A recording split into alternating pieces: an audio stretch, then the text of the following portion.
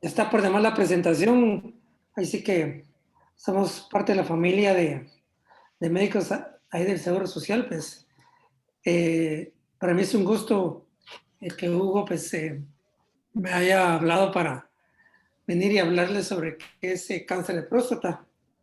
Eh, a todos ustedes y pues felicitaciones ahí por el posgrado de oncología, para que siga avante y que ya pronto estén sirviendo ya en la institución como lo han estado haciendo. Pues para empezar, estaba viendo, pues cuando Hugo me platicó de la clase, pues vine, traté yo la manera de enfocarme más la práctica, pues que era no para internistas o oncólogos como tal, para ver más que todo lo que es el diagnóstico, como tal, las variantes y más que todo el tratamiento. Muy probablemente que es lo que más les interesa a ustedes, ya es el del localmente avanzado o avanzado, que es donde más se involucran ustedes como oncólogos, ¿verdad? Pero no está por demás saber parte de lo que hacemos nosotros como quirúrgicos en lo que es el manejo de esta patología. Pues para empezar, como ustedes ya saben, pues el cáncer de próstata es la malignidad más común del cáncer en hombres. No es, básicamente es el segundo, porque el primero es el cáncer de piel, como ustedes saben. Pues el manejo de ese pues es un poco más fácil de llevar y controlarlo, pero no por eso deja de ser importante, pero el cáncer de próstata pues sigue siendo la malignidad más común en hombres y por lo mismo sigue siendo una importante causa de muerte, no solo a nivel de Estados Unidos, del resto del mundo, sino que también aquí en nuestro medio. Es importante saber que pues, es un cáncer que es andrógeno dependiente, básicamente por eso es que tiene la característica, como vamos a ver en parte, que tiene un crecimiento lento y por eso hace que muchas veces tal vez las mismas personas, hasta, y es increíble, hasta los mismos colegas pensamos que podemos venir y estar exentos de eso y podemos darle tiempo para hacer un diagnóstico más temprano, más tardío, pero eso obviamente, como lo vamos a ver, debe ser importante para venir y poderse chequear a tiempo. Como vemos, pues, estas son esta literatura más del 2012. Se ha visto que tiene una incidencia más o menos de 97 casos por 100,000 habitantes. Eh, lo que es el índice de mortalidad es de 8 a 100,000. Siempre se ha visto que a partir, y eso va ido en incremento, como ustedes saben, a partir de la era del antígeno prostático específico que hizo que se pudieran hacer más nuevos diagnósticos. Y hasta el momento, pues, lo que está escrito es de 1.1 millón de casos nuevos a nivel mundial, pero supongo que ya ya después de 9 años de diferencia, pues ha de ser más alta lo que es el número de casos nuevos. Eh, por esto mismo, como hablábamos y les decía, desde que, tomando en cuenta que la parte del cáncer de próstata, la presentación más o menos es en mayores de 50 años, aunque se ha visto cada vez más frecuente, no tanto tal vez en nuestro medio, porque depende mucho, como vemos ahí, de la raza. En nuestro medio latino, realmente es raro ver pacientes con cáncer de próstata menos de 40 años, sin embargo, sí, yo he visto más o menos en lo que llevo yo de casi 20 años de ejercer la especialidad, tal vez unos 3 casos o 4 menores de 40 años. En México tuve la oportunidad de ver como unos 3, pero por lo regular es una enfermedad ya a partir que se debe de pensar y tener en cuenta de poder detectarlo por arriba de los 50 años. Es muy importante tomarlo en cuenta también de que, como les decía, en afroamericanos no es que se presente más, sino que la presentación básicamente es más agresiva. Esta raza tiende a tener cánceres más de alto grado y por lo mismo tienden a pues, tener más mortalidad en cuanto a sus presentaciones. Se ha visto que las necropsias, pues obviamente, como ustedes ven, en mayores de 50 años ya se alcanzó el 30%, y quiera que no, pues entre más avanza la edad va a ser más frecuente lo que es el diagnóstico puramente de esta patología en el sexo masculino. La teología, pues obviamente, tiene mucho que ver lo que es la historia familiar. Se ha visto bien relacionado un riesgo mayor en lo que es digamos, la consanguinidad en primero y segundo grado. Está relacionada mucho con, inicialmente se relacionaba con cromosomas del 1 al 17 y el cromosoma X, pero ahora ya, como ustedes más están empapados de esto, ya se ha visto ya estudios genéticos en donde ya se miran ya mutaciones y defectos de los genes que, como pueden ver, vamos a ver, como pueden ver por acá, y estos genes ya se han visto relacionados más o menos entre 1 y el 15% de la población masculina que tienden a presentarse y por lo mismo tienden a demostrar que los que presentan este tipo de cánceres van a tener cánceres más agresivos, y como vamos a ver más adelante, esto se va a tomar mucho en cuenta ya en el momento de pensar qué tipo de terapia es la más adecuada en estos pacientes que salen positivos para estas mutaciones. La raza, como le decíamos, la más frecuente, no tanto la más frecuente, pero se ha visto que la raza afroamericana, la presentación del cáncer, como les decía, es mucho más agresiva. Ahí se ven cánceres más de alto grado, seguido de la raza blanca. Se podría decir que antes de la raza blanca van los latinos, que se ha visto cierta, se podría decir, proporción de grados de agresividad intermedios, y los que tienen, se podría decir, una incidencia menor, pues es la raza asiática, lo que es a nivel del continente, ¿cómo se llama? A nivel del este, que son los asiáticos, que se ha visto una menos incidencia o presentaciones de cáncer mucho menos agresivos. Como lo mencionamos, obviamente el cáncer de próstata está involucrado en lo que son los andrógenos. El cáncer de próstata es dependiente de lo que es el estímulo, cualquier quiera que no haya crecimiento, es a nivel de los andrógenos.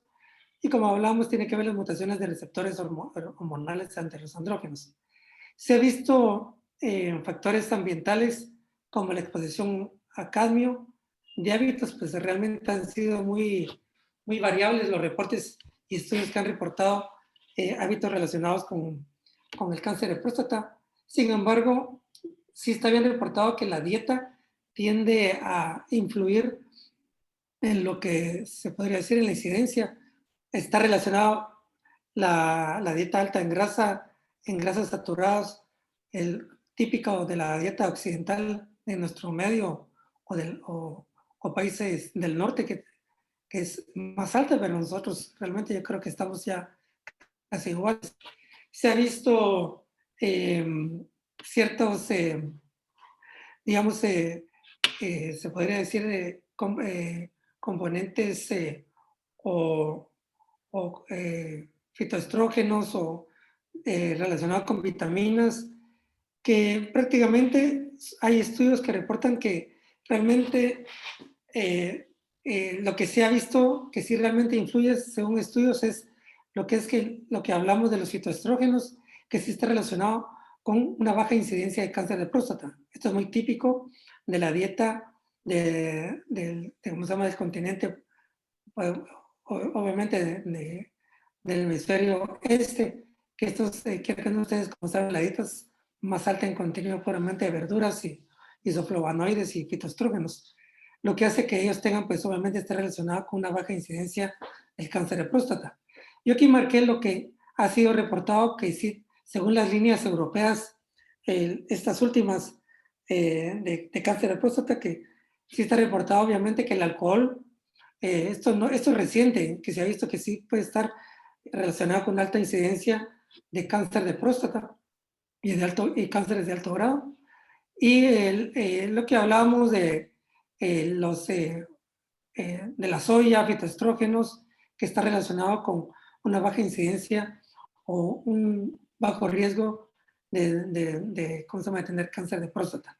Aquí han visto, también la grasa está bien relacionada, y aquí lo marqué, lo que es el omega 3, que estuvo muy de moda, como ustedes recuerdan, tal vez hace 5 años, y ahorita ha bajado mucho lo que fue la ingesta de omega 3 para la prevención de enfermedades cardiovasculares, pero sí habían reportes que estaban relacionados con lo que era el riesgo de tener cáncer de próstata. Sin embargo, aquí hay estudios que lo reportan de que no está bien estudiado si está relacionado o no, lo que es la grasa y el omega 3. En lo que respecta a vitaminas, sí ahora que está tan de moda la vitamina D, realmente hay estudios en que solo hacen ver de que puede estar relacionado con cáncer de próstata, más que todo cuando hay deficiencia o saturación de vitamina D a nivel sérico. No así en lo que es la vitamina E y el selenio, que sí que hay estudios que demuestran que sí realmente una adecuada ingesta de estas dos últimas vitaminas que les acabo de mencionar, sí pueda estar relacionada con una baja incidencia de cáncer de próstata. Es bien sabido por ustedes, pues como les decía, la vitamina D está relacionada con la exposición a la luz solar, pues se ha visto una alta incidencia más de cáncer de próstata en los extremos de los hemisferios, tanto norte o sur, no tanto a nivel de países que estamos a nivel del Ecuador, donde no se sabe si es la exposición a la luz ultravioleta o la vitamina D, las fluctuaciones, pues que quiera que no, que estas áreas tengan más alta incidencia en cuanto a cáncer de próstata.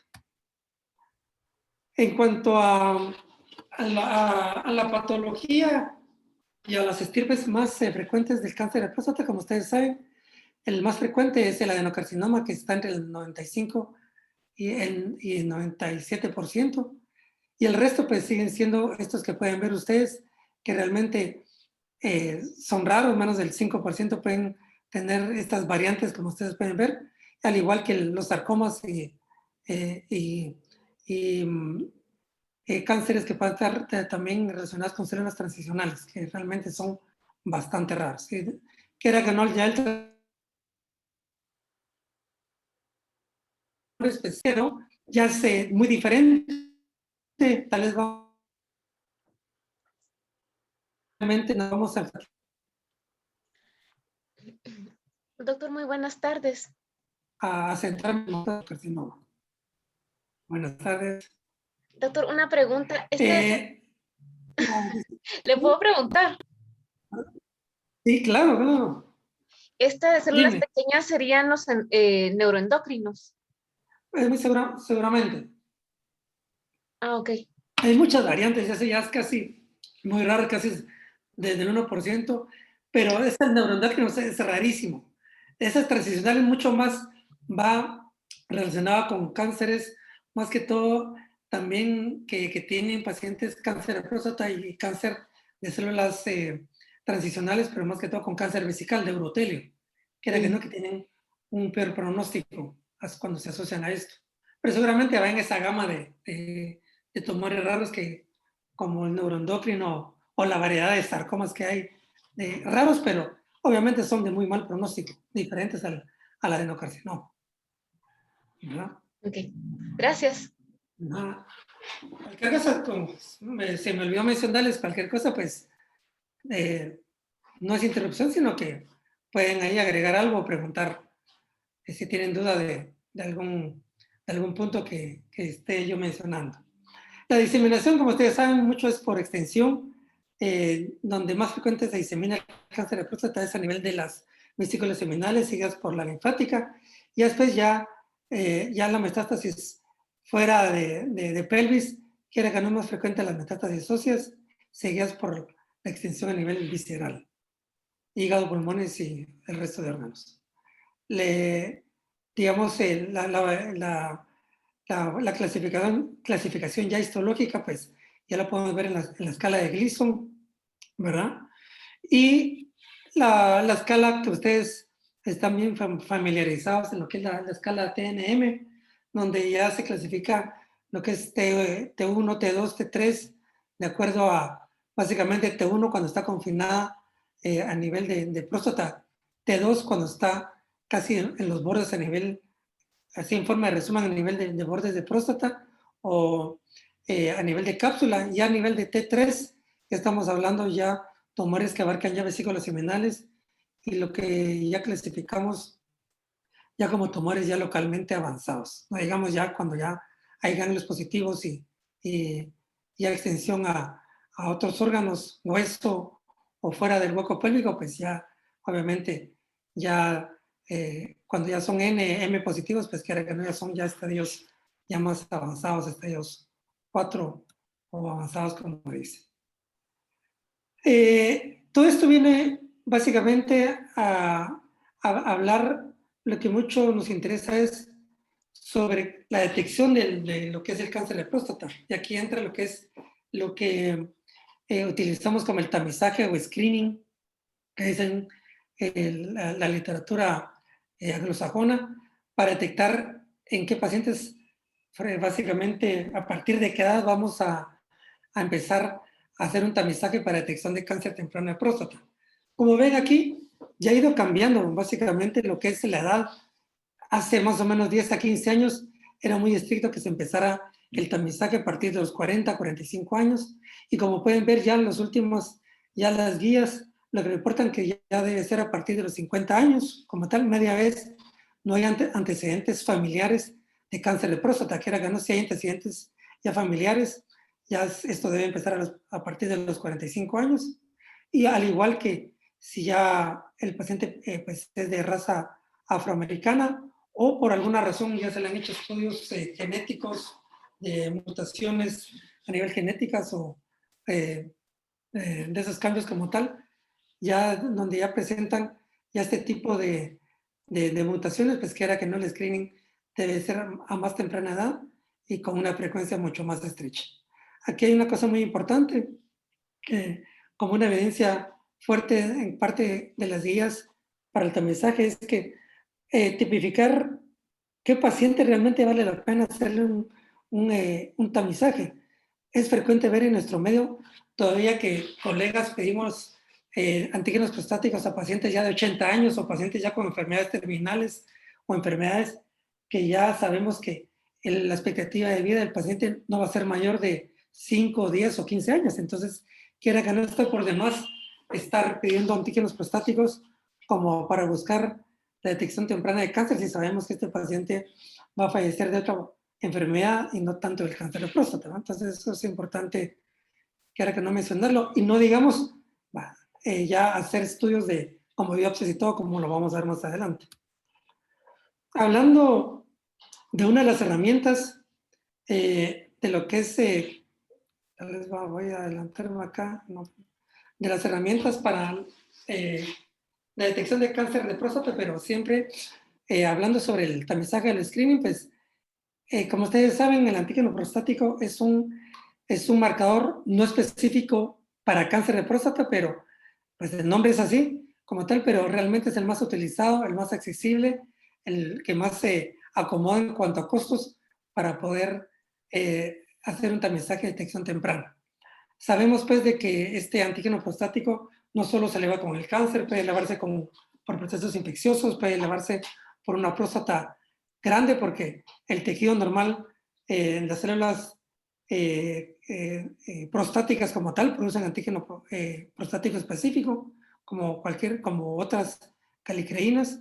Entonces sabemos pues de que una elevación del antígeno prostático como ven acá, obviamente la normalidad hasta hoy ya se ha modificado que lo normal, el rango normal debe ser hasta 2.5. Todavía hay quienes manejan que el normal debe ser hasta 4, pero se ha visto que se podría decir, en este lapso de 2.5 a 4, puede haber un 20 a un 30% de pacientes con cáncer, por lo que es importante pues, hacer referencia de que hay que tomar en cuenta que lo normal debe ser hasta 2.5. Ya cuando sube de 2.5 realmente es cuando ya debemos aplicar lo que es ya investigar al paciente media vez se mantenga, se podría decir, el margen del antígeno prostático en la franja de lo que es la zona gris del antígeno prostático. No sé si ustedes lo han oído mencionar, pero quiera que no, la zona gris ya no es de 4 a 10, sino que es de 2.5 a 10. ¿Por qué se le llama zona gris? Porque obviamente pacientes que tienen antígenos totales en 2.5 y 10 no sabemos si va a ser por cáncer, por hiperplasia prostática o por prostatitis. Entonces es cuando aquí, para evitar unas, se podría decir, el hacer biopsias de próstata innecesarias, ahí donde podemos aplicar lo que es la fracción libre del antígeno, podemos aplicar la velocidad del antígeno para ya seleccionar realmente qué pacientes debemos de biopsiar entre 2.5 y 10. A diferencia de los pacientes que ya tienen un antígeno mayor de 10, obviamente estos pacientes ya tienen ya una indicación de hacerles ya estudios complementarios, iniciando por una biopsia. Perdón, doctor, en este tipo de pacientes, digamos, a ellos sería lo importante hacerles lo que le llama la NCCN la vigilancia activa, de hacerles las biopsias prostáticas cada 6 meses, ¿o no?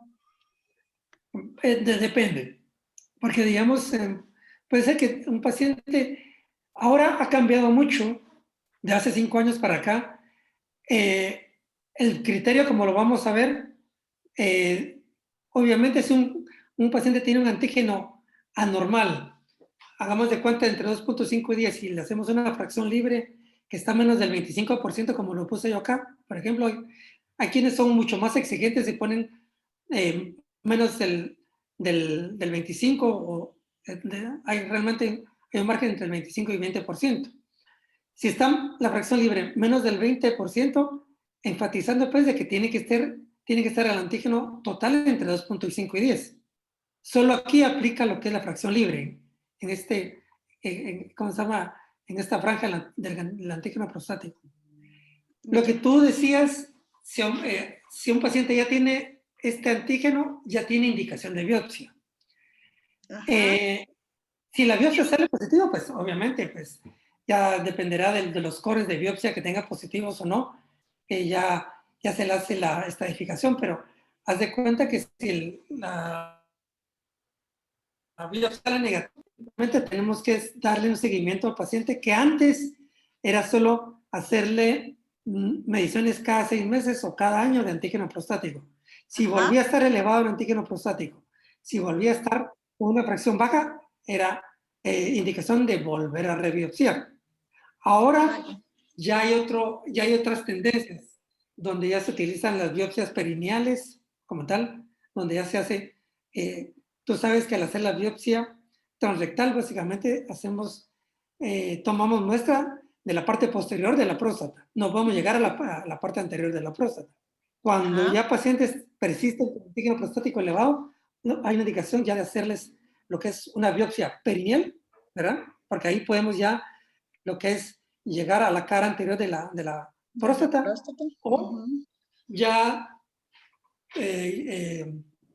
tal vez ya adelantándonos un poco, ya se le pide lo que es una resonancia paramétrica, ¿cómo se llama?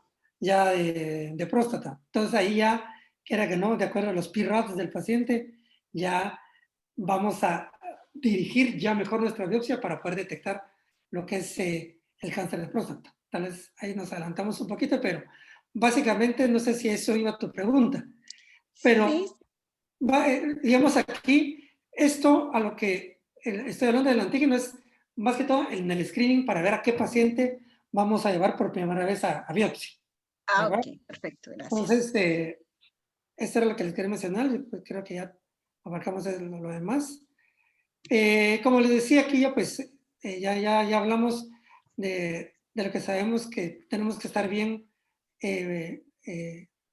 enterados pues, de las fluctuaciones que puede haber del antígeno prostático. Y vale la pena mencionar esto porque hay estudios que reportan que no tiene nada que ver lo que es que al medir o el paciente cuando llega al laboratorio al dar la muestra, no influye nada que haya tenido relaciones sexuales, no influye realmente que se le haya hecho un tacto rectal, obviamente que no haya sido un masaje prostático, porque hay diferencias entre hacer un tacto rectal y un masaje prostático, que realmente ya no se utiliza hoy por hoy.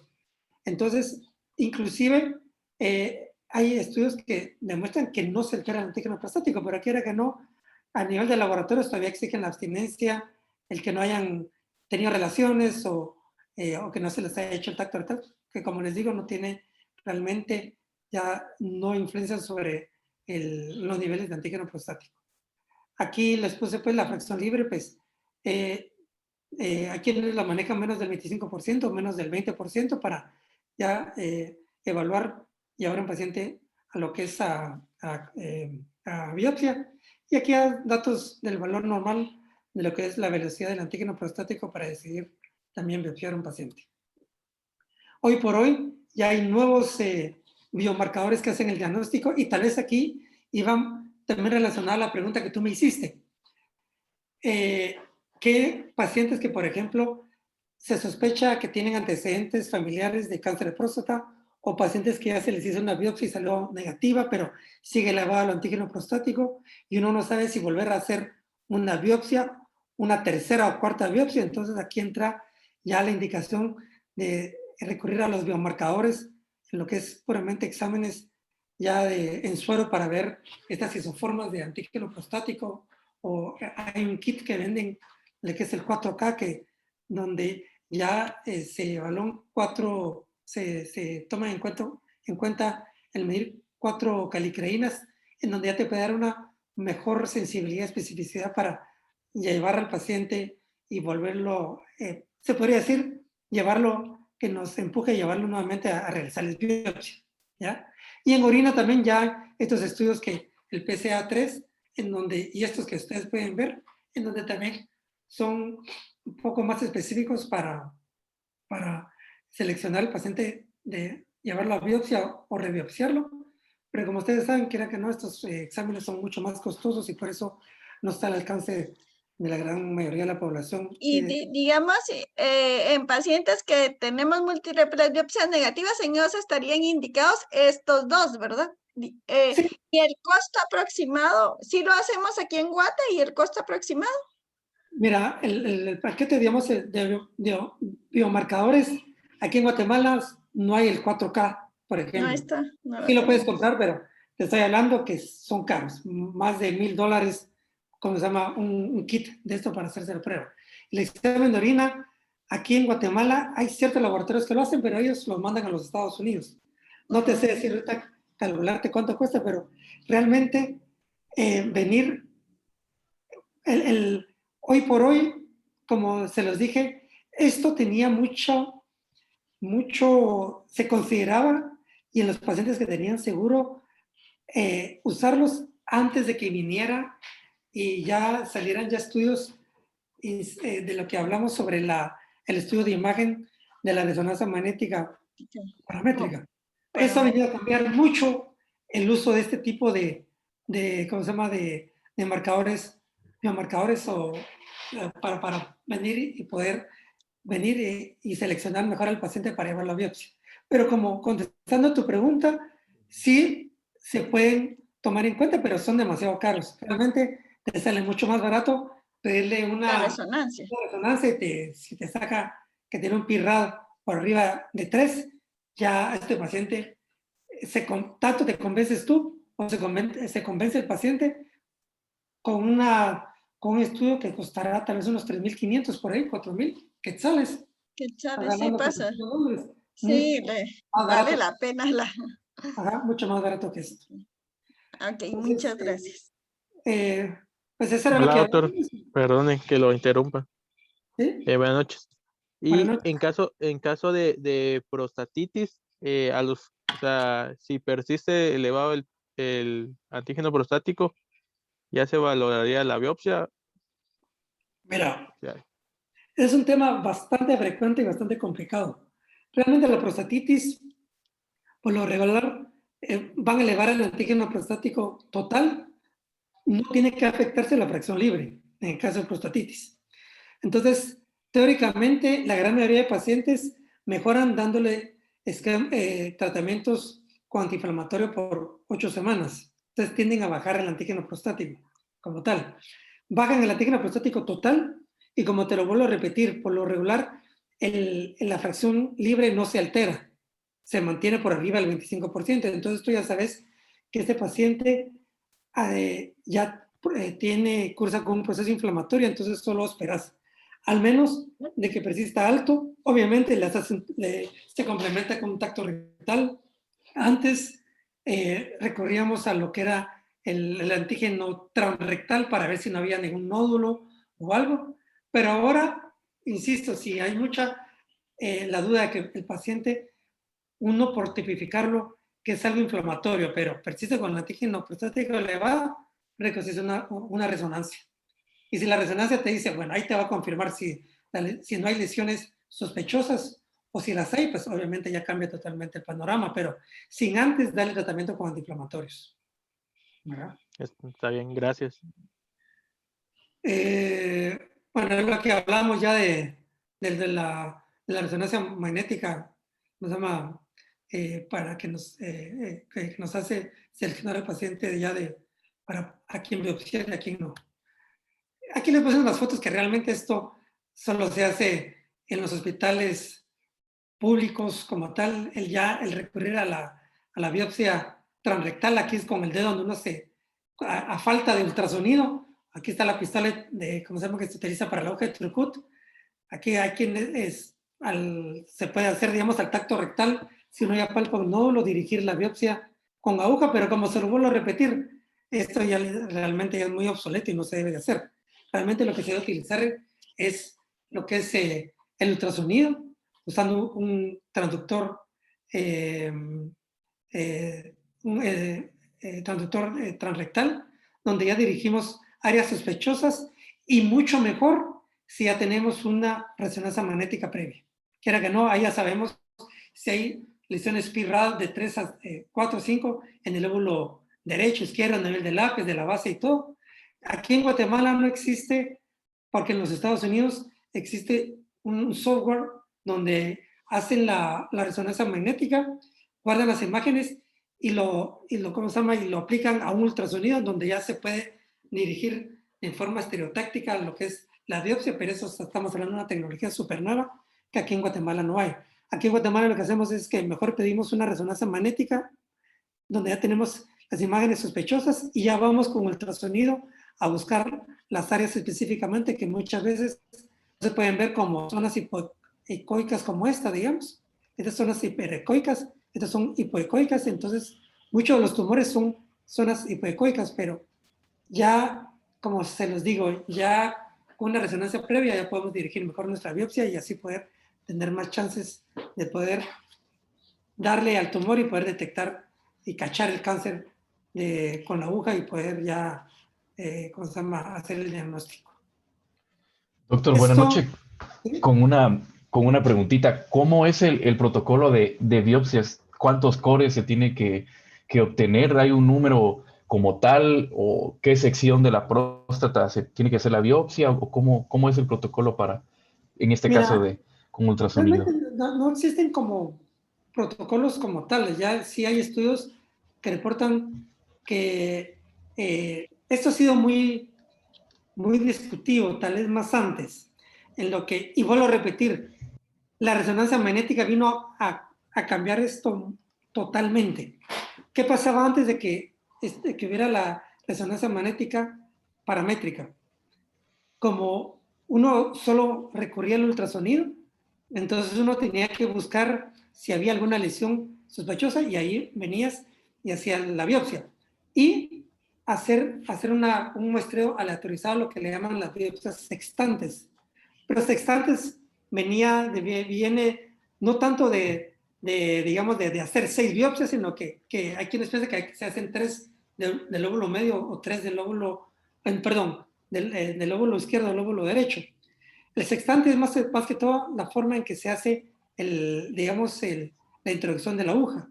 Pero realmente los estudios ya han coincidido y los expertos muestran de que realmente se deben de hacer 6 biopsias de cada lóbulo como tal, ¿ya? Pero ahora que ya tenés los datos de una previa resonancia magnética, uno va a dirigir más la biopsia en donde está la lesión, puramente donde el radiólogo te indicó en dónde estaban las lesiones más sospechosas.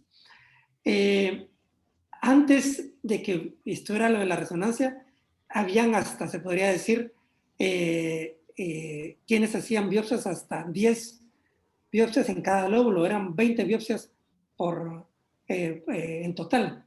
Y eso, quiera que no, aumenta el riesgo de bacteremia, que ustedes saben que es la complicación más temida de las biopsias de próstata, que se ha visto que hay menos índices de bacteremia o incidencia de bacteremia, más o menos del 1% cuando se hacen 6 o menos biopsias, ¿ya? En total, 3 y 3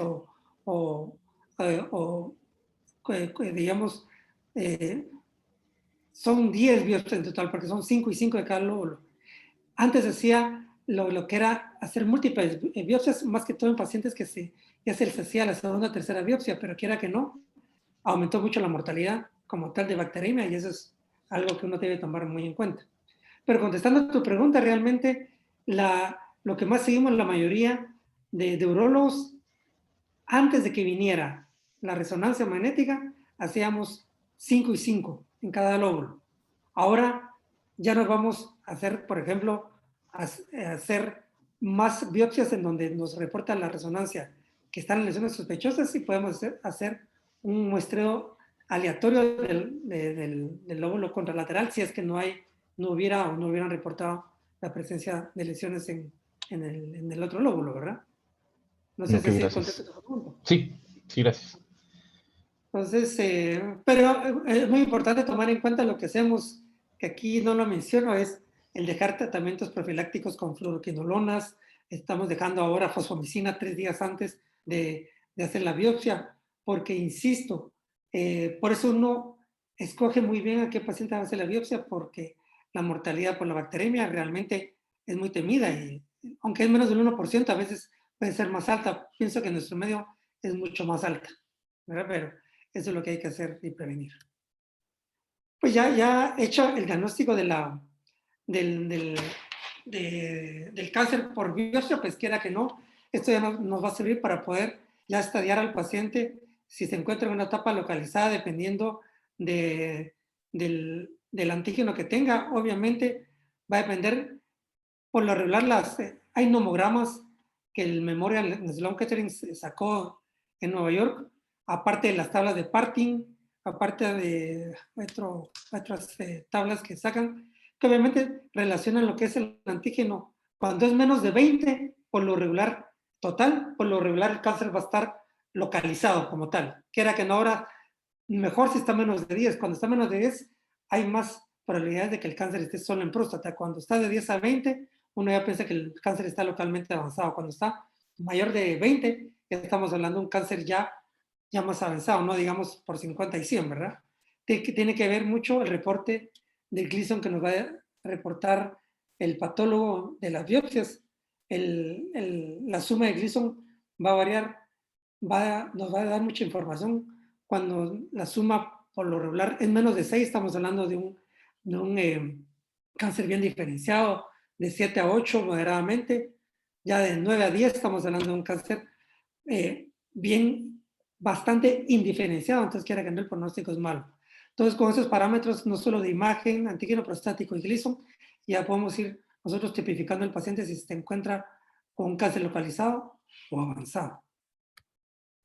Lo que hablábamos, pues la resonancia magnética, la TAC, estamos hablando que estos estudios son los que, se podría decir, los que más comúnmente hacemos tanto urólogos, los oncólogos ya están llevándose, ya vamos a hablar más adelante ya en cuanto a ya poder ya ver qué paciente, cómo va a responder a la quimioterapia. Ya se está dando otro tipo de, el PMSA ¿cómo se llama?, de resonancia, que aquí en Guatemala no hay, pero hoy estamos hablando del PET, el CT scan, que aquí en Guatemala, si no estoy mal, no se hace todavía, ¿verdad? Pero se van a México y a Colombia, si no estoy mal.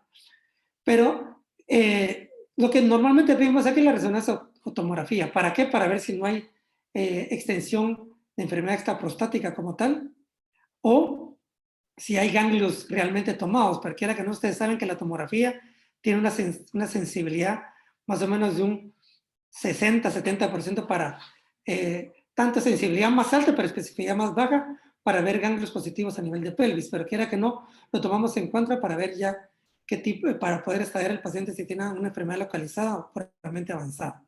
Esto, quiera que no, el estudio de imágenes como complemento para estadiaje. Ya les mencioné, aquí todavía en Guatemala está bien indicado pedir lo que es muy bien todavía el escamocio, como ustedes saben. Esto nos sirve para poder ya diagnosticar una enfermedad ya avanzada, si no hay invasión a huesos. Hay estudios que reportan que en pacientes que tienen menos de 20 de antígeno, menos del 1% va a tener un escamocio positivo. Entonces, esto es importante pues, tomarlo en cuenta para evitar la radiación o radioisótopos o intoxicar una intoxicación radiactiva innecesaria al paciente con antígeno menos de 20, ¿verdad? Hablamos ya del PET que se puede utilizar para ya estudiar ganglios o si hay invasión a órganos abdominales. Ya el PET-CT, eso ya, obviamente esto ya lo utilizamos más que todo para ver recurrencias ya para tratamientos de primera línea, como más adelante lo vamos a ver. Esto pues lo mencionamos, lo que es el Germline Test, que se puede utilizar para poder extraer un paciente, pero realmente dejamos lo caro, lo dejamos lo inaccesible en nuestro medio, pero quiera que no, esto ya se utiliza más para ya ver qué pacientes son de alto riesgo, para ver a qué terapia vamos a someterlo ya cuando es un cáncer metastásico, como más adelante lo vamos a ver. Ya me imagino que ustedes, no sé si ya están familiarizados con estas cosas o si los piden, pero son los que más piden eso, los oncólogos, ¿verdad? Pero ya más adelante vamos a platicar un poquito más de eso.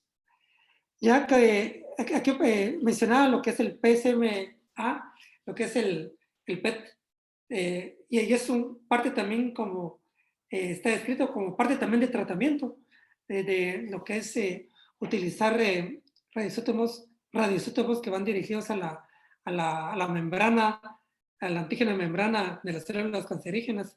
Y como podemos ver aquí, los datos, pues quiera que no es un estudio que es mucho más específico para poder detectar lo que son ya enfermedad metastásica como tal a nivel de ganglios y no digamos a huesos, pero dejemos lo caro de eso, sino que realmente tiene sus indicaciones muy precisas, como más adelante lo vamos a ver, no tanto para estadiaje inicial.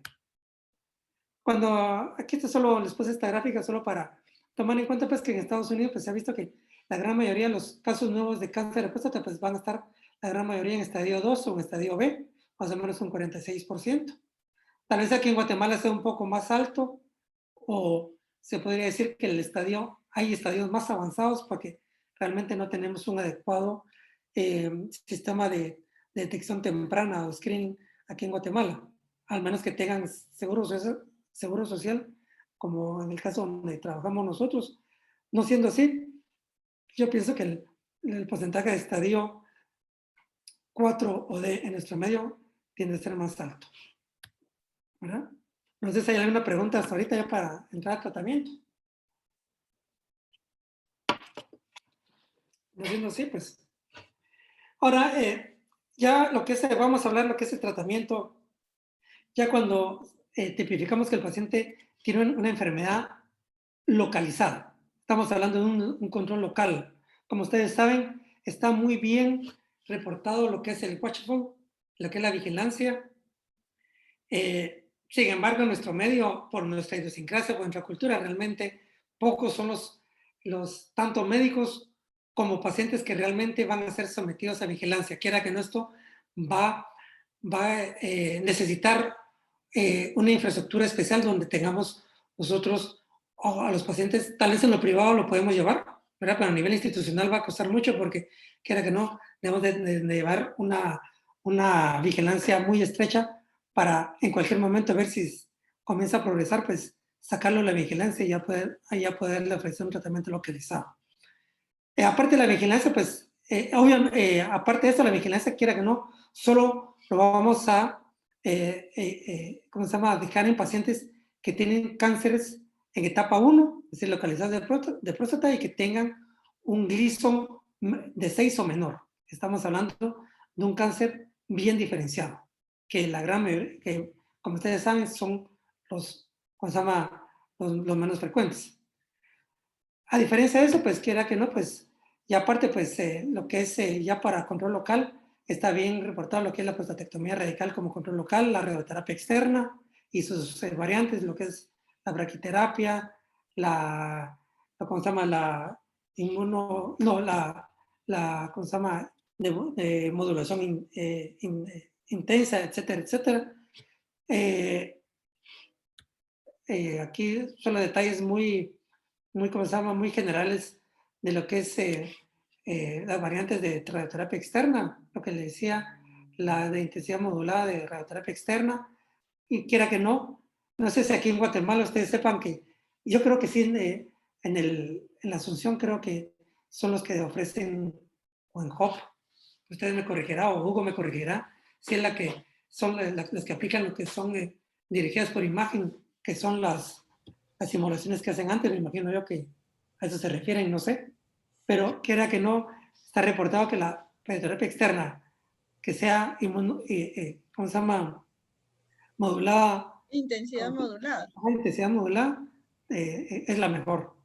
Mejor que la 3D, como ustedes ya saben, no digamos ¿cómo se llama? La dual, ¿verdad? Que todavía se maneja en nuestro medio. Entonces, como ustedes saben, las dosis que se manejan, pues mayores de 60 grays como tal. Hay,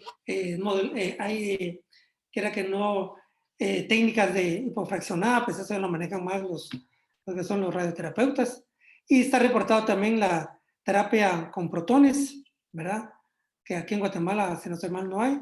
Y la braquiterapia, que realmente aquí se ha practicado, pero realmente se ha visto que para fines prácticos hay que escoger bien el paciente, pacientes que tengan próstatas menos de 40 gramos, pacientes, ¿por qué? Porque obviamente si vamos a introducir semillas radiactivas en una próstata, parecía como todavía que todavía se maneja el cáncer de cervix con cobalto, si no estoy mal todavía, si se maneja, no sé si ustedes saben, en el INCAN creo que todavía se maneja la Hugo, no sé.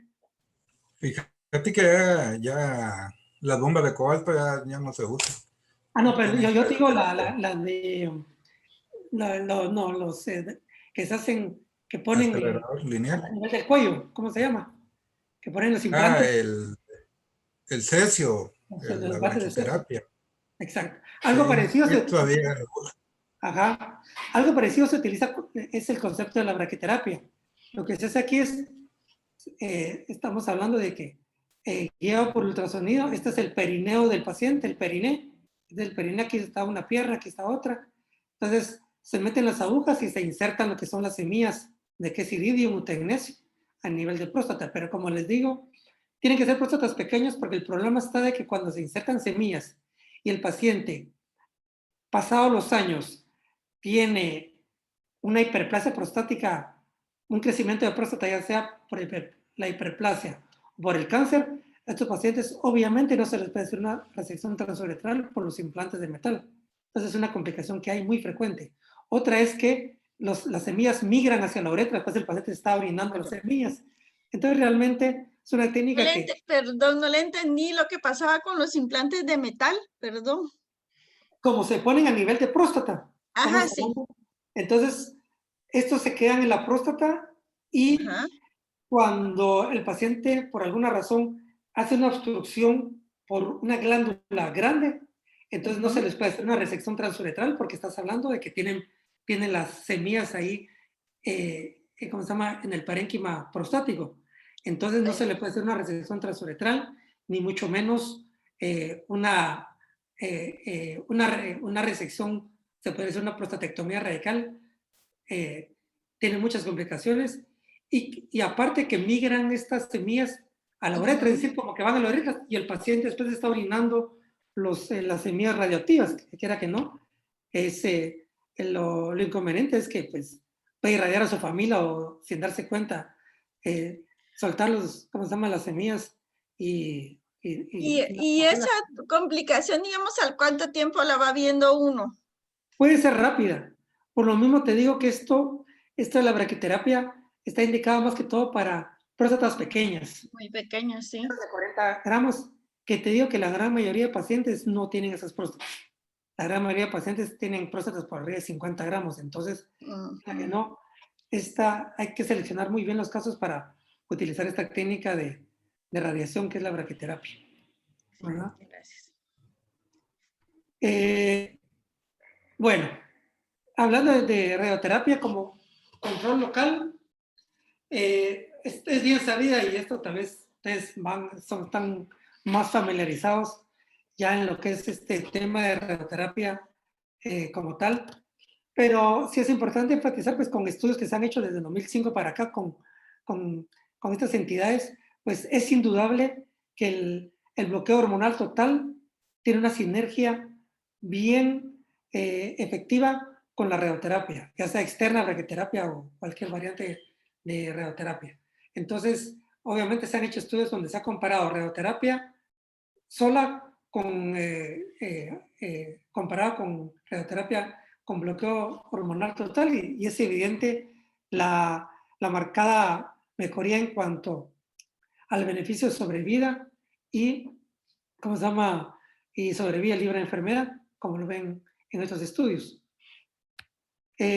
Aparte de la radioterapia externa como control local del tratamiento de cáncer de próstata, insisto, en enfermedad localizada, pues existen estas variantes de HIFU, que es la High Intensity Focus Ultrasound, que se utilizan más que todo como próstatas pequeñas, pero realmente son variables también con la crioterapia, que se ha demostrado que puede haber un control de la enfermedad, pero obviamente hay que seleccionar bien los casos para ofrecer este tipo de terapia. Por lo regular son próstatas o cánceres bien diferenciados o moderadamente diferenciados. Entonces, pues aparte de si se cuenta con esta tecnología, pues hay que seleccionar bien al paciente para escoger esta variante de tratamiento. Quiera que no, la otra variante y con la que estamos familiarizados más los urólogos, pues es lo que es la cirugía en lo que respecta a lo que es la prostatectomía radical con linfadenectomía. Estamos hablando de quitar lo que es próstata, que estamos hablando que es esta, que es la próstata, vesículas seminales, conductos deferentes, y aquí en la sonda ya está, ya donde ya seccionamos lo que es la uretra. Aquí se entra mucho el tema en cuanto a técnicas y todo de prostatectomía radical y todo, porque eso realmente es algo que pues lo manejamos más que todos los cirujanos como tal, pero como ustedes saben, está bien descrito que la prostatectomía con una adecuada linfadenectomía, tanto a nivel de obturadores internos, a nivel de la ilíaca interna, hasta llegar a la bifurcación de la arteria aorta con las ilíacas, realmente ha demostrado buenos resultados para control local del cáncer de próstata localizado, ¿verdad? Las variantes, pues, aquí en Guatemala, pues, con lo único que podemos contar es con la cirugía abierta, como tal. Aquí nos hacemos la paroscopía con próstatas. Realmente en el Seguro Social hemos hecho una casuística como tal.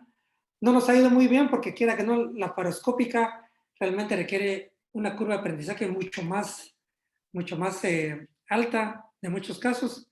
Y quiera que no, pues es mucho más fácil la curva de aprendizaje con el robot, pero como ustedes saben, pues aquí no contamos con robot y no creo que vayamos a contar de aquí a unos 15 a 20 años más.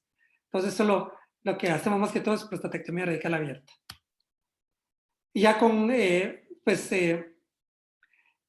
hablando pues de estas variantes o estas modalidades que hablamos sobre radioterapia, sobre prostatectomía radical, sobre cloroterapia, pues ya al tratar lo que es a los pacientes con enfermedad localizada, pues ya podemos ir viendo ya el comportamiento que van a tener de acuerdo al antígeno prostático que digamos, podemos calcular, se podría decir, el riesgo de recurrencia como tal, bioquímica, que podemos tener en los pacientes que les ofrezcamos cualquiera de estas variantes de tratamiento. Previo preoperatorio, ya podemos clasificar qué pacientes va a ser probable que tengan recurrencia, ya sea de bajo, intermedio o de alto riesgo. Aquí pueden ver los parámetros, pues quiera que no, si vamos del bajo riesgo, pacientes que tengan menos de 10 de antígeno con un Gleason menos de 7, quiera que no, vamos, las posibilidades de que tenga una recurrencia ofreciéndoles cualquiera de estas 3 modalidades de tratamiento, pues el riesgo va a ser muy bajo, ¿no? Siendo diferente ya cuando son antígenos por arriba de 20 o Gleason por arriba de 7, o enfermedad que ya tenga, ya que sea localmente avanzada. Esto nos sirve, es muy importante para ya tener en cuenta y darle el seguimiento al paciente, andar en busca de la recurrencia bioquímica para ofrecer ya tratamientos de segunda línea, como vamos a ver. ¿Cuáles son los tratamientos de segunda línea? No sé si hay alguna pregunta como tal, que ya vamos a entrar a lo que más creo que manejan ustedes, los oncólogos. ¿No? Bueno, tratamiento de segunda línea que les tengo que mencionar, que ustedes estén también familiarizados, pues ya hablamos de la prostatectomía, que hay evidencia fuerte de que si hay, ¿cómo se llama?, control de la enfermedad como tal. La radioterapia externa, que esto obviamente se lo podemos ofrecer a los pacientes. Obviamente la prostatectomía de salvataje como tal, vamos a ofrecerlo en pacientes que recibieron tratamiento de primera línea con radioterapia o braquiterapia. Obviamente uno ya toma en cuenta, vamos a ver más adelante lo que es la recurrencia bioquímica para fines prácticos, es cuando tiene, aumenta el antígeno prostático por arriba de 0.2 o el nadir después de la radioterapia externa. Este paciente que comienza a tener una recurrencia bioquímica y que se le dio radioterapia de forma inicial, se le puede ofrecer una prostatectomía. Es muy fácil decir prostatectomía de salvataje, pero la prostatectomía de salvataje tiene muchas complicaciones.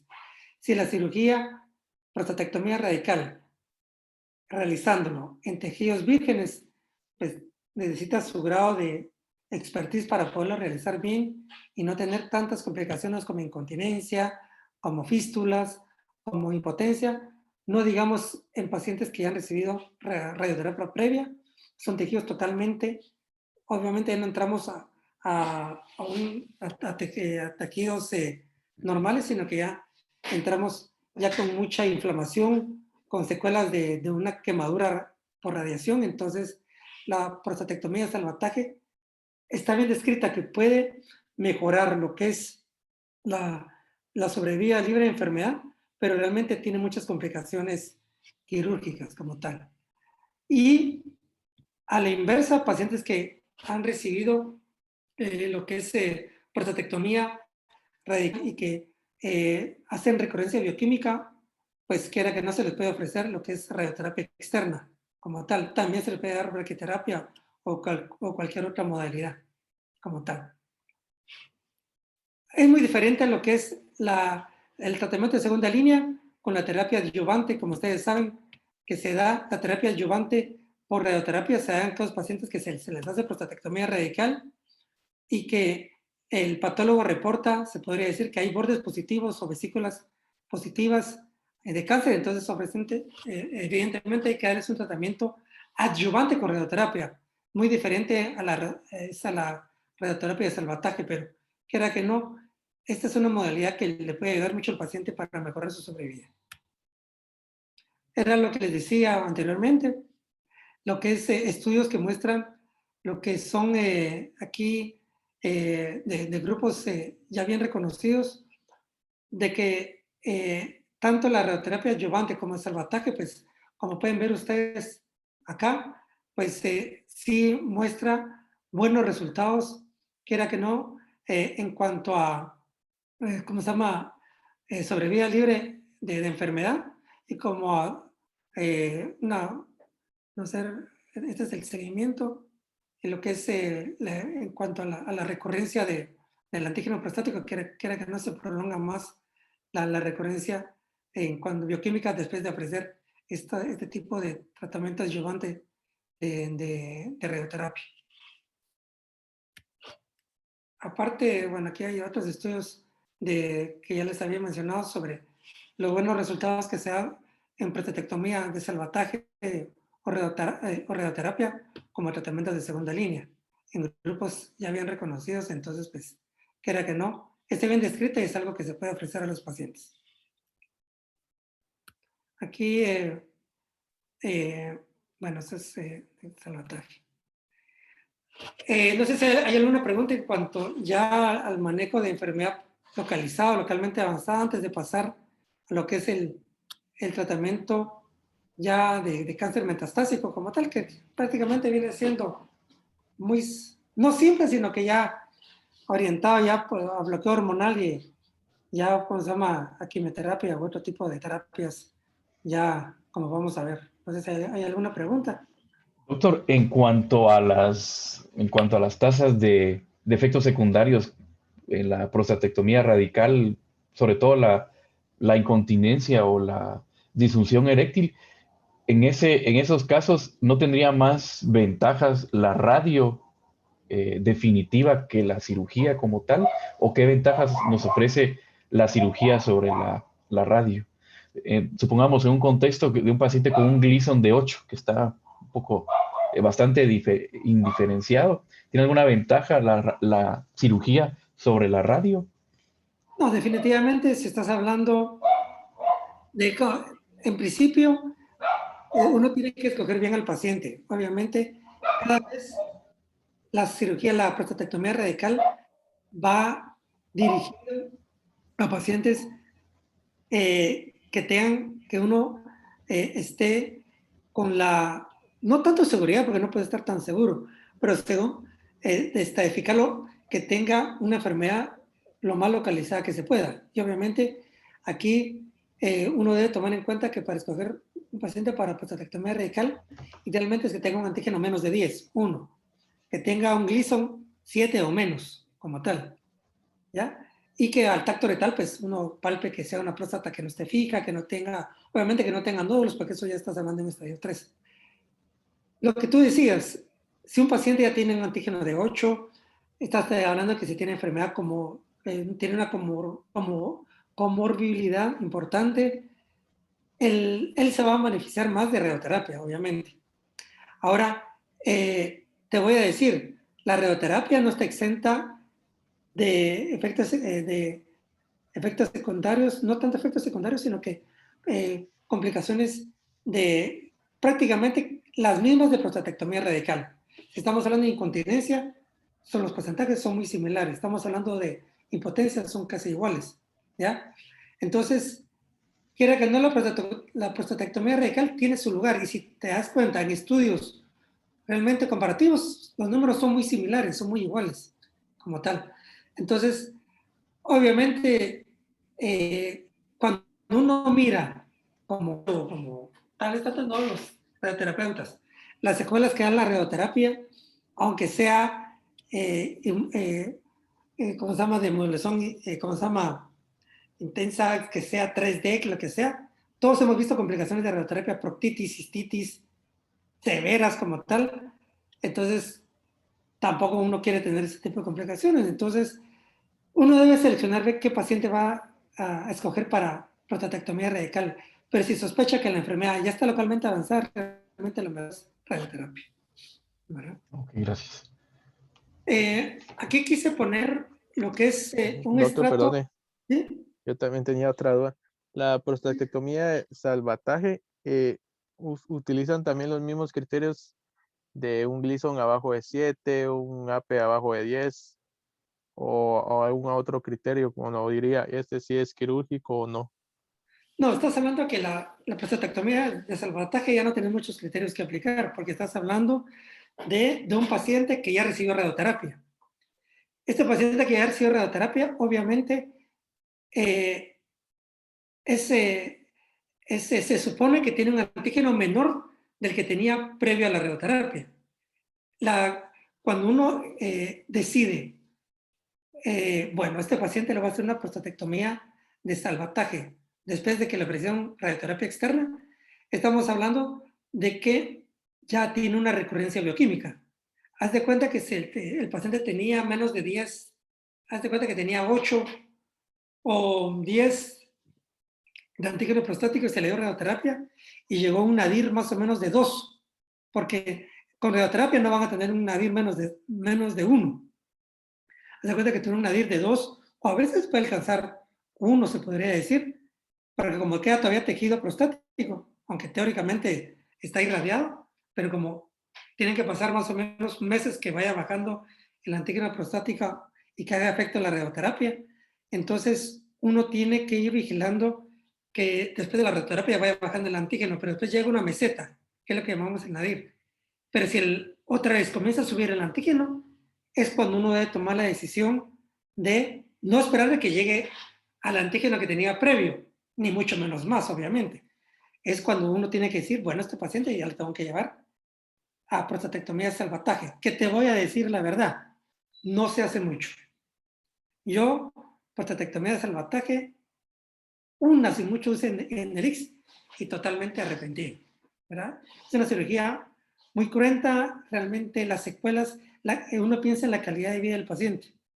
Vas a ir a quitarle la próstata, pero lo dejas más incontinente, lo vas a dejar con fístulas y todo, entonces no vale la pena mejor hacer una prostatectomía de salvataje, tal vez solo en centros oncológicos que tienen mucha experiencia lo hacen y tal vez les va bien, pero según las estadísticas, inclusive anglosajonas y europeas, ahí tienen muchas complicaciones. Entonces, realmente, cuando un paciente necesita un tratamiento de segunda línea después de radioterapia, realmente vas a bloqueo hormonal y como vamos a ver, a quimio o ya, ¿cómo se llama? Lo que es, vamos a ver, la viraterona o enzalutamida y todo lo demás, ¿verdad? Gracias. Para tener, pensando en la calidad de vida del paciente, ¿verdad? Como tal. Esto que les menciono está descrito, pero realmente que se aplique, realmente casi no se realiza porque los resultados no son muy buenos, ¿verdad? Aquí les quise solo mencionar el cáncer hormono cuando es resistente, no metastásico. Es una clasificación muy especial del paciente que ahorita está saliendo y me imagino que ustedes ya van a tener o están teniendo ya en la consulta externa por el advenimiento de nuevos medicamentos para este tratamiento. El cáncer hormono resistente no metastásico es aquel que se va a dar en pacientes que tienen un bloqueo hormonal total. Hablemos de pacientes que han estado sometidos a radioterapia, por ejemplo, que ya llevan a quienes dejan 6 meses de bloqueo hormonal total después de la radioterapia, quienes dejan 1 año, quienes dejan 2 años. Pero estos pacientes que se les ofrece, digamos, para control local de la enfermedad, se les da un bloqueo hormonal total, es evidente que van a bajar su antígeno prostático. Cuando aquí en nuestro medio solo se cuenta con scan óseo, es decir, el gammagrama, realmente es difícil poder detectar este tipo de pacientes. ¿Por qué? Porque realmente uno tiene que solo estar vigilando lo que es el antígeno prostático, lo que llamamos ver si el paciente no tiene una progresión bioquímica. Estamos hablando de un paciente que le ofrecimos la primera línea de tratamiento para el control local. Si tienen alguna pregunta me dicen porque a veces tiene uno que confundirse con esto. Cuando el paciente está bien controlado, se le dio radioterapia y tiene un bloqueo hormonal total, quiera que no, el antígeno va a estar menor de 2, pero cuando se comienza a elevar, entonces uno decide, bueno, este paciente puede ser que ya tenga una enfermedad metastásica, entonces le voy a sacar un scan óseo. Cuando el scan óseo es negativo, entonces estamos hablando que no tenemos evidencia de enfermedad metastásica a nivel óseo, entonces solo vemos que el antígeno prostático se está elevando. Entonces, ¿qué nos empuja a darle un tratamiento ya para evitar que el paciente vaya a progresar a una enfermedad de ósea, se podría decir? Es venir y meterlo en esta clasificación para ofrecerle un tratamiento que más adelante vamos a ver. Para fines prácticos, darle la palutamida o durotamida, según me corregí si no soy mal, ¿verdad? Como tal. Entonces, es muy importante tener presente este tipo de pacientes porque la única forma de diagnosticar pacientes hormono resistente no metastásico es, quiera que no, hacer este tipo de estudios, el PSMA. Obviamente aquí en Guatemala no lo tenemos, pero podemos pedir lo que es el CT scan para poder detectar, ahí ya nos puede decir que hay enfermedad ósea y entonces ya podemos digamos, o no, perdón, que este CT scan no nos reporte enfermedad ósea, pero sí tenemos elevación del antígeno, entonces podemos ya clasificar a estos pacientes como cánceres hormonoresistentes no metastásicos. A diferencia de que era que no, del paciente que ya tiene enfermedad ya, ¿cómo se llama? Metastásica a huesos, como tal. Aquí les puse ya, aquí era lo que le estaba diciendo a Hugo, que en los pacientes que se clasifican como pacientes con cáncer hormonoresistentes, pero no metastático, se les puede ofrecer este tipo de tratamiento, lo que es enzalutamida, palutamida o darolutamida. Que no sé si ustedes lo tienen en el ICSU, ¿ya lo tienen, no? APA no, apalutamida se solicitó, pero por el COVID no, se quedó parado todo eso. Y ya están tratando ese tipo de pacientes, vos. Ya, yo creo que han de haber 2 o 3 ahí en la consulta que han llegado por amparo. ¿Y cómo se les hace el diagnóstico? ¿Lo mandan afuera a hacerles el scan, el CT scan o algo? Con lo que tenemos aquí, vamos. Digamos, se les hace el ataque, el centeograma, en un antígeno, en el contexto de un paciente que va subiendo el antígeno. Y si no se les encuentra nada, pues ahí se tratan con la APA. Okay. Pues como hablamos, según los estudios Prosper, Spartan y Aramis, pues que ahora que no, estas modalidades de tratamiento son las que se le deben de dar este tipo de tratamiento, que ya son hormonoresistentes, pero no tienen metástasis ósea según los estudios, ¿verdad? A diferencia ya de los pacientes que ya van a desarrollar, que son ya un cáncer hormono, ¿cómo se llama? Resistente.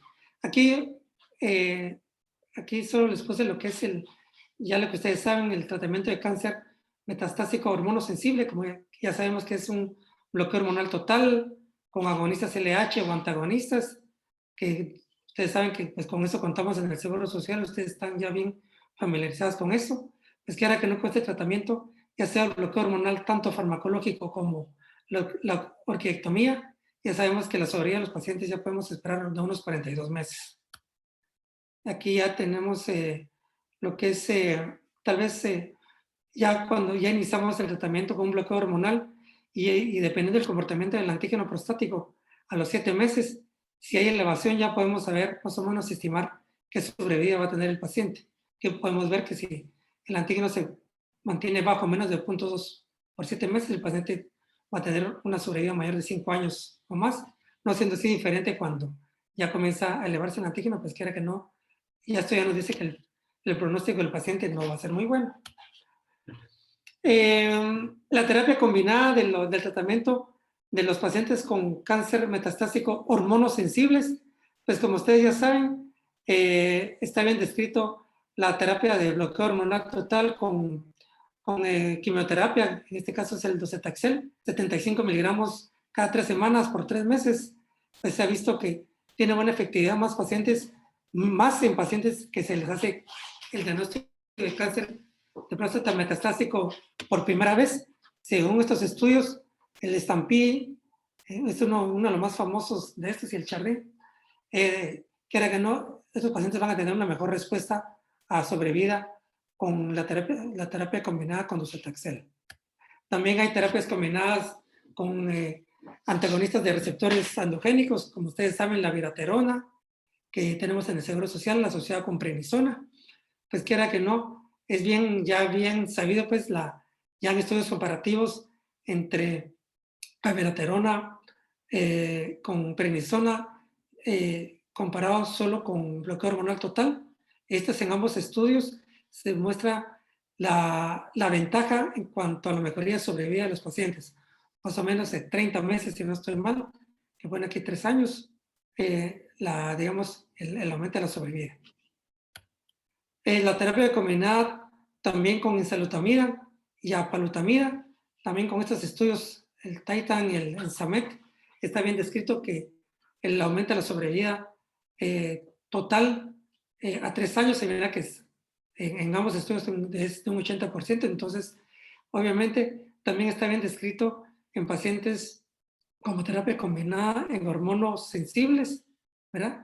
Y más en pacientes también que tienen una carga metastásica inicial, que se les hace diagnóstico por primera vez con una alta carga de tumor metastásico. También se ha visto que es de beneficio en pacientes después de control local con prostatectomía radical. Ya hablando, ya para no cansarlos ya de tanta información, en cuanto al tratamiento del cáncer, ya hormonoresistente con metástasis, ¿cómo lo definimos? Pues aquel paciente que tiene niveles hormonales de castración menos de 50 nanogramos por decilitro, pero que ya comienza a elevar el antígeno prostático, por lo regular por arriba de 2 nanogramos, o que tenga evidencia radiológica de enfermedad ya, se puede decir de progresión de enfermedad ósea o a nivel de ¿cómo se llama?, de vísceras sólidas. Aparte de hacerle ya estudios digamos, de malformaciones genéticas o de mutaciones que nos pueden empujar ya a trasladar a un paciente ya para este tipo de terapias. Aquí, como tal, ya ven la gran variedad que ustedes están más familiarizados que yo con este tipo de terapias. Como pueden ver ya, algunos tendremos en el Seguro Social. No sé si tenemos aquí los PARP inhibidores. Hugo, no. Aquí no hay, ¿va? Tenemos abiraterona, enzalutamida. Esos son los que hay. La palotomía no. Todavía no. No te iban a venir, ¿va? Sí. Bueno, ya como pueden ver aquí ya tenemos esta gama de tratamientos como tal, ya que ya para este tipo de pacientes con ya enfermedad metastásica hormonoresistentes, tratamiento de primera línea, como ustedes saben, ya la metogantrona ya casi ya no se usa. No sé si se usó en algún momento, ya no se usa, pero hay estudios que demuestran que el docetaxel, ¿cómo se llama?, lo que es la viraterona, lo que es la enzalutamida, pues obviamente hay una mejoría en cuanto a la sobrevida con esta terapia. El Sipuleucel también está bien descrito y estos medicamentos que por primera vez yo nunca los he oído, están bien reportados que se pueden utilizar, que hay una buena respuesta. La cosa es que conseguirlos y tenerlos. Tratamientos de segunda línea, cáncer metastásico, hormonoresistentes, son pacientes, pues, como ustedes saben, ya han recibido algún medicamento de los que anteriormente mencionamos, y están bien descritos ya inclusive de qué forma secuencial se puede utilizar la viraterona, con prednisona, el radium 223. Esto es más que todo para, como vamos a ver, para pacientes que ya tienen enfermedad ósea metastásica bien marcada, que se ha visto que responden de forma adecuada, cabazitaxel, enzalutamida y los PARP inhibidores. Ya hay pacientes que tienen ya tienen enfermedad metastásica a huesos bien marcada y que son hormonoresistentes, pues está bien descrito que el denosumab es un buen medicamento para este tipo de pacientes como tal, ya que mejora mucho tanto la calidad de vida en cuanto al dolor óseo. No siendo así también, tomar en cuenta que también el ácido zoledrónico, que nosotros sí contamos con él en el Seguro Social, no sé si todavía está, cuando yo pasé sí estaba, pero esto más que todo se utiliza en pacientes para prevenir la enfermedad metastásica como tal, la enfermedad dolorosa. Eso más que todo es ofrecerlo o anticiparse a que el paciente desarrolle o progrese con más enfermedad a hueso. Y pues quiera que no, el tratamiento a hueso está reportada muy bien la radioterapia a nivel de las metástasis óseas con esteroides. Creo que eso es lo que tenía.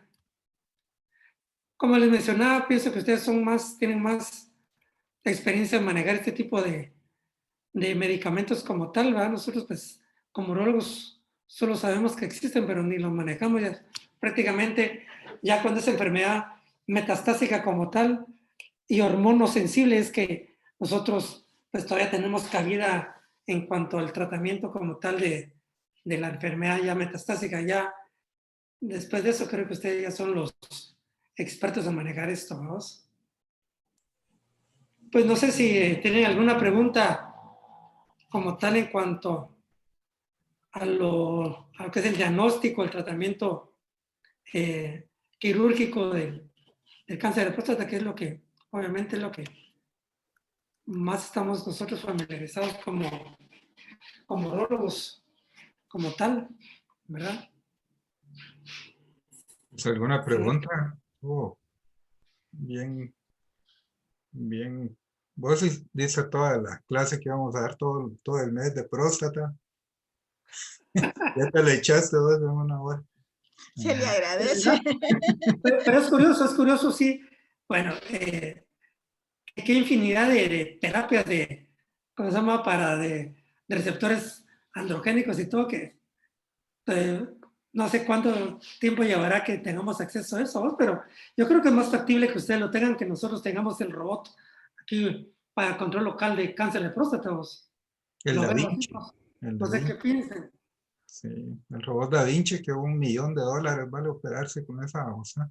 Sí, pero exacto, pero digamos, pienso que en cuanto al manejo, aquí en Guatemala, realmente el tratamiento para cáncer avanzado, pues tenemos más recursos, pienso yo, siempre y cuando contemos con seguro social, vamos, Ah, sí, seguro. y que exista, vamos, Mm.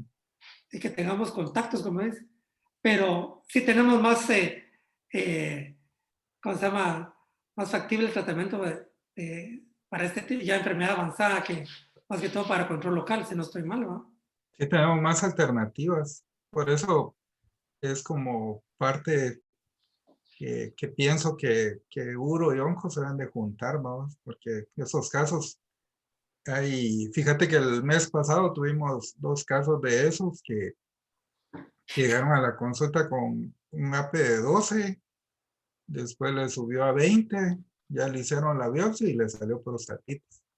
Le dieron 12 semanas de tratamiento antibiótico y cuando lo volvieron a medir el AP en 100, fíjate. O sea, Sí, y le volvieron a dejar antibióticos y, ajá, y, y uno dice cuándo le van a repetir la biopsia otra vez, porque el AP no está ni siquiera estable, sino que va subiendo. ajá. Y yo les decía que o sea, hay pacientes que ya vienen con antígeno de 40, ya ni biopsia les hacemos, ¿no? Que de una vez les empezamos tratamiento. Pero, Sí. No, y ¿verdad? yo pienso que, te voy a decir, pienso que donde debe haber más comunicación, te lo apuesto que, pero ahí es en cuanto al paciente que se está llevando con lo localmente avanzada. Mucho paciente que se tiene en urología, que no sé, probablemente le están dando todavía bloqueo hormonal total, pero el paciente ya progresó ya a una enfermedad, ya hormonorefractario como tal. Y es donde, obviamente, es donde ya se tiene que ir, ya referirlo ahí con ustedes, porque ya realmente ya necesita un tratamiento de segunda línea. Como tal, pienso que ese es donde se tarda mucho. Uno, y dos, localizar a los pacientes hormonoresistentes no metastásicos, porque eso creo que es un, ¿cómo se llama? Un segmento de pacientes que, te voy a decir, por ejemplo, el papá del colega ahorita que le acabo de hacer el diagnóstico, vos sabés, que te habló, Sí, que le hice el diagnóstico, ¿cómo se llama? De cáncer de próstata ya con antígeno mayor de 100, ya es metastásico por primera vez. Este paciente, bueno, es más fácil que se vaya, no sé, tal vez va a llegar como ahí para ofrecerle quimio o algo que se pueda ofrecer, pero más que todo es el paciente, como te digo, que está en la consulta, que tiene, se le está, has visto que mucho paciente que se le hizo prostatectomía radical y por alguna razón sube el antígeno y se le da bloqueo hormonal total. sí, Y permanecen no metastásicos por mucho tiempo, pero hasta que si no se mueren por otra cosa, ya progresan como tal, pero pasan más años, ¿no? Pero pienso que ahí ese es el segmento que uno debe estar, debe haber la comunicación como tal, entre oncólogos y urólogos, para ver, bueno, este paciente ya lo soltamos, para que se vaya para allá, pero ahí implica muchas cosas, ¿no? sí, eso sí. Como tal.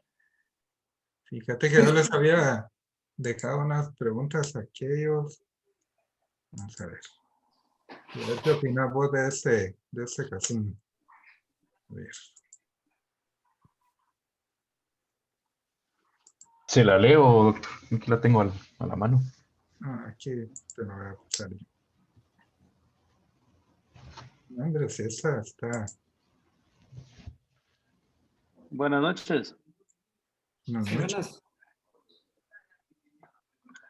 Me parece como Daniel, es mi hijo. Les habla Sergio Pérez. Doctor Sergio. Hola, Héctor. Buenas Pues tardes, doctor. aquí, buenas tardes o buenas noches ya. Pues aquí, como dijo el doctor Castro, pues el doctor Polanco acaba de dar una magistral clase de cáncer de próstata bien resumida. Y pues nosotros que ya tenemos noción de este tema, pues, bastante claro con todo lo que lo acaba de exponer. Yo quería hacer el comentario de que en la consulta externa hoy día, como decía el doctor, sí estamos encontrando esos pacientes que están ya con residencia bioquímica y que están ya sea por radical de próstata de ahí de la institución, por radioterapia, o pacientes que entraron ya metastásicos para terapia de ADT y que ahorita ya están también en residencia bioquímica y ahorita ya los estamos clasificando. Y la mayoría de pacientes de cáncer en la consulta los ve Carlos Figueroa. Yo creo que él tiene mucha experiencia en eso y también considero que sería una buena opción invitarlo a las clases de oncología, ¿sí? Y pues agradecerle al doctor Castro que nos toma en cuenta en esta situación. Este mes de marzo que pasó, incluso yo hice 3 traslados para evaluar terapias de segunda línea. Pero sí tenemos un poco limitadas las opciones porque no tenemos todavía autorizado todo, ¿verdad? Pero sí, hoy todos hablan de la secuenciación. Eso es el tema ahorita de moda. De moda. Sin embargo, la secuenciación en nuestra institución es en base a lo que tenemos. De que estamos limitados todavía en cuestión de tratamiento, pero ahorita que estamos ya empezando a ver esos pacientes, estamos empezando a documentarlos, creo que va a ser bueno para los pacientes que ya en algún momento pues tengamos otras opciones. Sí, seguro, y mientras más los platicamos, mejor le va a ir al paciente.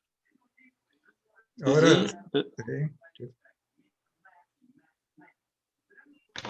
Ese era mi comentario únicamente. No, sí.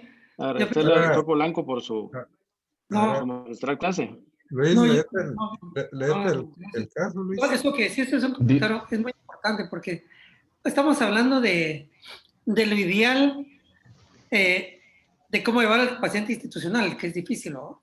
No es el paciente difícil, es el sistema que lo que hace es poder llevar, ¿cómo se llama? Un seguimiento, secuenciación, como quieren mencionar lo más bonito y todo. Pero lo difícil es que se le pueda dar el seguimiento adecuado en el tiempo adecuado, vamos, y de la forma. Que eso, pues obviamente, insisto, a nivel institucional lo que cuesta, pues obviamente en lo privado es otra cosa, pero ¿qué paciente te va a poder aguantar algo en lo privado solo que hay un protocolo como tal? ¿Verdad? No se puede. Eso es lo que, pero eso ya es un problema puramente de salud pública, está la cuestión que tenemos que ir de alguna forma pues adaptándonos y ver cómo se mejora, que llevará un tiempo, pero mucho tiene que ver administrativo eso, ¿no? Yo pienso que un oncólogo debería estar ahí asignado con usted. Sí. La consulta diaria, porque es tan cambiante eso, porque en lo que el paciente va, se pierde, no le dan su cita. Lo mejor es verlo ahí. Estás hablando que deben dar 20 urólogos y 20 oncólogos en la consulta externa, ¿no? Pero eso ¿cuándo se va a dar? Pero en naranjo. Adelante, Luis, a ver qué Dice, es un paciente de 63 años con diagnóstico en febrero de adenocarcinoma de próstata Gleason 7, AP de 1000 y centeograma con 4 lesiones óseas. sin lesión visceral, puede regresar, sin lesión visceral, que acude a lo privado, inicia goserelina, sin dinero para viraterona. La pregunta es, no tengo síntomas prostáticos, pero el urólogo me recomienda prostatectomía radical. ¿Cuál sería la opinión? Pues es enfermedad metastásica. En este contexto, lo que en los pacientes debutantes que son castración naive y que tienen enfermedad M1, que por definición, cuando es enfermedad de alto volumen, que son 4 lesiones, más de 4 lesiones, o que tienen enfermedad visceral, en estos casos no se benefician de prostatectomía. En los casos de que tienen enfermedad de bajo volumen, que es, supongamos, solo una lesión, sí está indicado, pero la radioterapia, no la prostatectomía. Incluso este es uno de los objetivos que evaluaron en este estudio Stampede. Agarraron pacientes así como alto y bajo volumen, y en los que tenían bajo volumen sí se les fue beneficioso darles radio, pero no prostatectomía. En este caso, como es enfermedad de alto volumen por las 4 lesiones óseas, no se beneficiaría de la prostatectomía radical, es mi opinión. Los urólogos, ¿qué opinan? Es oligometastásica. ¿Alguien iba a comentar algo o no? Lo que pasa es que hay como mucha controversia, por ejemplo, en este caso, porque el criterio de utilizar terapia local, en algún momento se creía que como el tumor primario iba a ser como la RAM, o sea, el tumor primario iba a ser el responsable de formar clonas resistentes a la terapia hormonal, o que en algún momento, por ejemplo, el tumor iba a ser el responsable de enviar las hembras metastásicas. Darle tratamiento local en algún momento podría hacer alguna diferencia en esto. Entonces, el problema es de que hoy por hoy no existe un consenso. Existen los criterios en los estudios, pero hoy por hoy todavía no se ha definido cuál es la enfermedad oligometastásica, porque algo importante de saber, por ejemplo, es que estas 4 lesiones en dónde están. Porque si un paciente, por ejemplo, tiene 2, aunque solo tenga 2 lesiones óseas, pero si están en 2 vértebras distintas o si invaden más de 2 huesos, por ejemplo, que sean extrapélvicas, también se considera enfermedad de alto volumen, como decía Brian. Ahora, aparte de este estudio Stampede, por ejemplo, en el que demostró que los pacientes que tenían bajo volumen sí tenían beneficio, no en la sobrevida global, pero sí, en la sobrevida global fue igual, pero sí en el porcentaje libre de recaída a los 3 años, porque Stampede ahorita ya publicó su otro seguimiento en el cual, por ejemplo, el 81% de los pacientes no había recaído cuando recibía radioterapia y el 75% de los pacientes todavía no había recaído cuando había recibido radioterapia, ¿verdad? O sea, recaído Entonces, más. ¿qué le aconsejas al paciente? ¿Que se opere o que no se opere? Esa es la pregunta. Que no, o sea, realmente es como hay 2 metaanálisis que se hicieron previo a la terapia de radiación, en las cuales los pacientes, por ejemplo, que iban primero a prostatectomía, aunque tuvieran enfermedad metastásica, tenían un beneficio global sobre la sobrevida global de un 5 a un 15% sobre los pacientes, por ejemplo, que iban a radioterapia, o los pacientes que solo se quedaban con la deprivación de terapia hormonal como monodroga. Entonces, si nos basamos, por ejemplo, lo que está publicado y él no tiene dinero para utilizar, por ejemplo, otras líneas, probablemente la recomendación para él es de que pues, la prostatectomía podría ser una opción si en dado caso no tiene ninguna otra terapia, ¿verdad? Basándonos en esos 2 metaanálisis que se publicaron en el 2000, que dice que los pacientes que solo al comparar los brazos sin la terapia secuencial, sin la quimioterapia y sin todo lo demás, solo se compara radioterapia versus prostatecto sola y ADT sola. A los pacientes que se les hacía una prostatecto tenían una mejor sobrevida a los 5 años. Entonces, sí. Si no tiene dinero para nada más, sí. Porque esos son pacientes. Yo creo que Pedro se durmió. ¿Estás dormido, Pedro? Buscando, Pedro. Ya le dio el lazazo. Pero este paciente... Esos pacientes son los que uno ve en la consulta, digamos. Pero sí tiene seguro social. No, digamos en la consulta privada. Que no le puedes dar viraterona, que no le puedas dar enzalutamida, por ejemplo. Sí. Y le empezás con doble bloqueo hormonal o con bloqueo hormonal nada más, ¿verdad? Ese podría ser este paciente. Doctor, una pregunta. Ujú.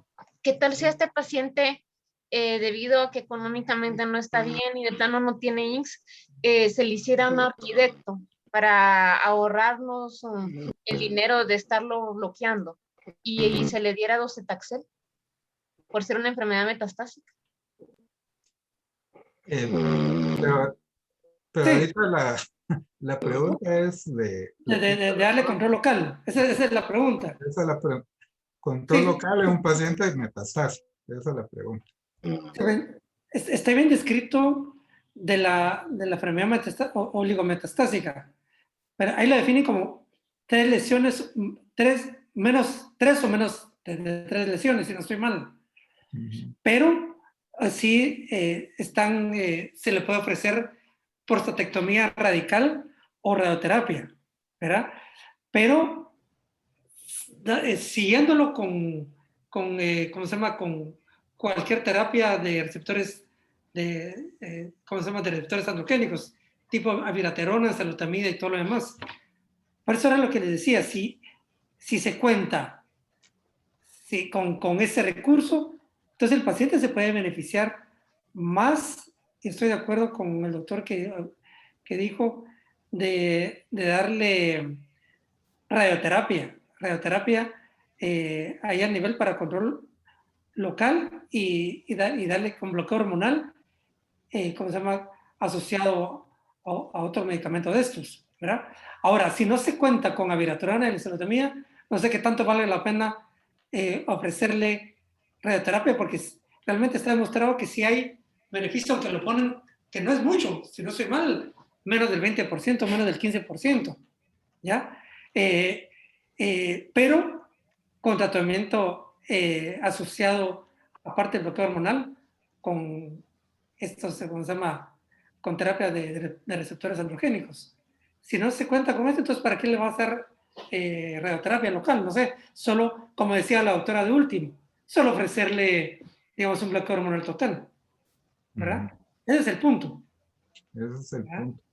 Y esa siempre ha sido una duda que queda en los, bueno, que por lo menos a mí ya como 10 años de estarme dando vueltas en la cabeza, que le controlas las metástasis, las radiales, das ácido zoledrónico, tienes buen bloqueo, pero el antígeno no responde.